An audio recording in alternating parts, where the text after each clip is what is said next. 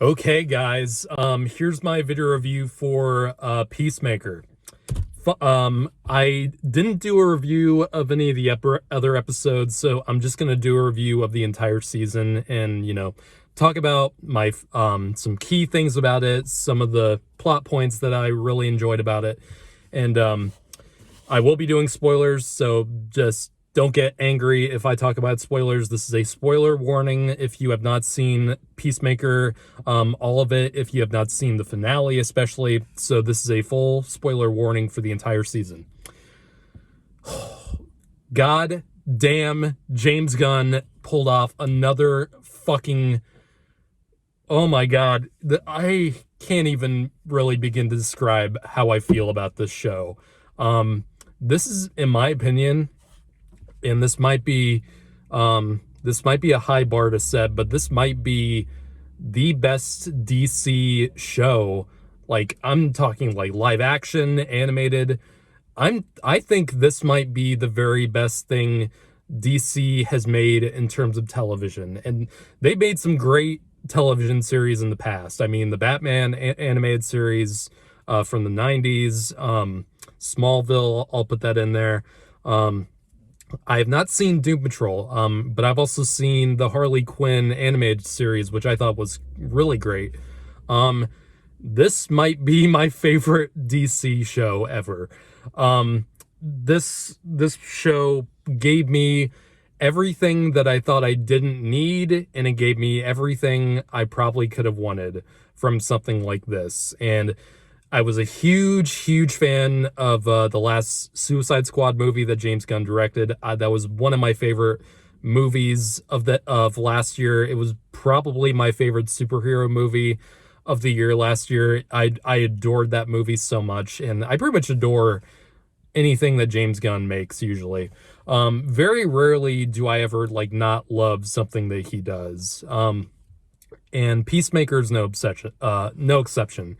God, this is such a great character study of a character that many people probably didn't think they would seeing more of from the Suicide Squad, where John Cena, who played Peacemaker in that movie, was pretty much the worst of, the team. Like, he was below Starro, which was the main villain of the movie. He was probably the secondary antagonist for most of it, as because he would kill Rick Flag, and he was really, you found out that he was going against the team in many different areas, and he pretty much had no remorse for killing people, or at least the movie kind of portrayed that.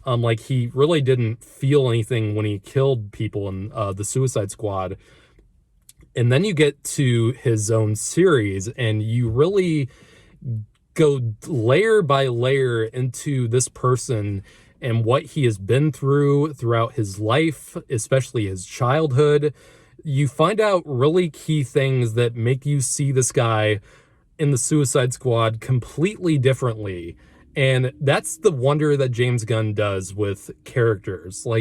This guy is so good at doing character work. It's amazing. This is why Guardians of the Galaxy worked, because no one knew what that that comic book property was. And then they saw the movie, and they understood why James Gunn made them understand why they are great characters, and because he made them relatable, he made them sympathetic, he made them each understandable, even when sometimes they would make ethical mistakes. And this show is full of characters that make unethical choices, and he somehow makes it work. Not only is John Cena's Peacemaker, a great character in his own right, but probably my personal favorite character in this, and this is probably a lot of people's favorite character, is Freddie Stroma as Vigilante.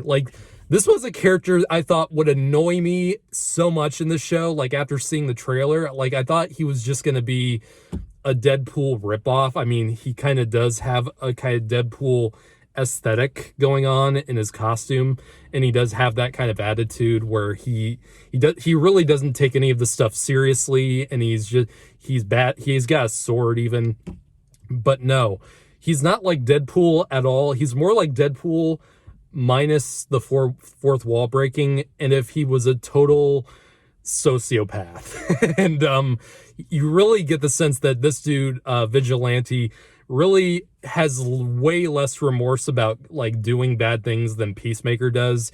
He is basically the wild card of the show. Like he'll sometimes feel bad about stuff he's doing to people. Like the only time he really feels bad about doing bad things is when it injures the relationships he has with Peacemaker and some of his friends, even though Peacemaker is probably his only real friend throughout the story. And but other than that, he there's the scene in episode 3 where they first go after the family of butterflies, and they have a sniper rifle, and they're about to shoot this family that has been infected with these alien parasitic creatures called butterflies, which take over human life. They're kind of like another James Gunn connection. It's very much like Slither, James Gunn's Slither, where it's an alien creature that takes over someone, and they even have tentacles that come out of them to feed on something or to infect someone. And there's a scene where John Cena is about to shoot this family because they're clearly infected, but he clearly doesn't want to do this. And probably one of the first real signs that this dude has more to him than we might have thought watching Suicide Squad. So he walks off from killing these people. Then Vigilante just gets on the sniper rifle, humming a song, and literally just kills almost the entire family except this one who eventually runs away. That's the character dynamics in the show, and this really establishes why each character is different from each other. And not only do Peacemaker and Vigilante work, the characters from Suicide Squad, like the secondary characters like Harcourt and Economos, characters I didn't know I would actually care for in that movie. Like, they were clearly supporting characters, and this show essentially makes them a real team, and very much each key players into accomplish getting through the plot.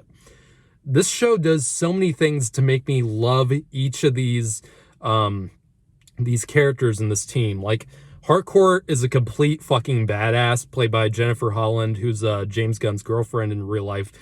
She's amazing in the show, has several great moments. Economos, played by Steve Agee, I think is how you say his name. He has an amazing moment in the finale episode where he's investigating where this, gigantic, what they call a cow, that these butterfly creatures are gaining their energy from to keep each other alive. And he almost gets discovered by one of the butterflies. And there's a great running gag in the show where Peacemaker keeps making fun of Economos because it looks like his beard is dyed like a strange color, and it doesn't look natural. And he's constantly made fun of about that. And this alien kind of questions why it looks like that. And Economos gives a heart-wrenching explanation for why he dyes his beard, and it's so out of nowhere, and it's so nice, and it's so almost sad in a way, and that instantly brought his character so much investment from the audience. And man, also Daniel Brooks, who plays I can't remember her name. It starts with an A. She's great in the show. She's kind of the outcast in this team, where she really comes from a normal background and doesn't have any experience in, espionage or, action or violence. And she, over the course of the show, gradually becomes more intimate with that kind of lifestyle. And she's great in she's great in the final episode as well. A lot of character growth with pretty much every character in the show. Even the butterflies themselves have a lot of character to them, and are not just, the one-dimensional alien creatures that have to be killed. They have their own, they have their own characterization and desire, and they have motivation for doing what they're doing. And yeah, the violence in the show is it's James Gunn at his most violent and completely graphic. Something we haven't really seen since his early days of the Stroma movies, and, Slither was extremely gory. And then he kind of toned it down for Guardians of the Galaxy. And thankfully, Suicide Squad brought that back, and then this show doubles it down even more. Now, let's talk about that moment in the finale episode where the fucking Justice League, or I'll talk about that in a minute, but the fucking Justice League from the DCEU show up after they kill the cow and basically accomplish their mission. You see a flash of lightning on Peacemaker's face, and you're like, what is that? And then it cuts to what they're seeing, and you see Aquaman, you see Wonder Woman, you see the Flash run up, and you see Superman, and they're only in shadows for the most part, and you think, okay, they probably didn't get the actual actors to play them, they just got stand-ins, but it's actually the characters from, Zack Snyder's movies. And then it cuts to first, Peacemaker has a great joke toward Aquaman, where he's like, you're fucking late, dickheads, go fuck another fish, asshole. And then it cuts to Jason Momoa, and it really is Jason Momoa as Aquaman, and then it has him saying a line to what it then pans over to Ezra Miller's Flash, about like, I'm so sick of that rumor, and Barry is like, that's not a rumor that you have sex with fish, and like, fuck off, Barry. It was so funny, and it was so unexpected. I had no idea something like that would actually happen in this show at any point in time, and it was a great surprise, and it was a great little moment to have at the very end. Oh my god, this show I was completely in love with. Every episode is great in their own way. Like, there's not a single... There's 8 episodes in this season. There's not a single weak episode in this entire season. Each episode is great. I haven't been able to say that about many shows in like a while. Like, and it's really sad that after watching all of Book of Boba Fett, it is kind of funny watching this show right after, like, and seeing every episode of this completely be consistent and entertaining and have tons of character growth for almost all the cast, and then something like Book of Boba Fett really squanders almost all of it. And they really dropped the ball. I probably will end up doing I might even do a video essay on Book of Boba Fett later on. I've just been kind of busy, but yeah, this show completely nailed everything it attempted, in my opinion. This is a 10 out of 10 show easily. This show is such a blast from start to finish, and I had no idea I was gonna like this show that much, because when I first heard that they were gonna do a Peacemaker show, I was questioning it, but I was slightly optimistic about it because James Gunn was still attached to it, and he seemed to be really, putting this out there, that he was really proud of this. And watching the entire thing, I can so see why he was so proud of this, because this is one of his I don't know if he's done any other like TV shows. He's done mainly movies. I don't think he's done any other TV shows. But if this is his first dip into television, please keep making more television. Like, you were absolutely great at it. So, yeah, that's my very long review of Peacemaker. Such a great show. Love it. If you have not seen it, please watch it.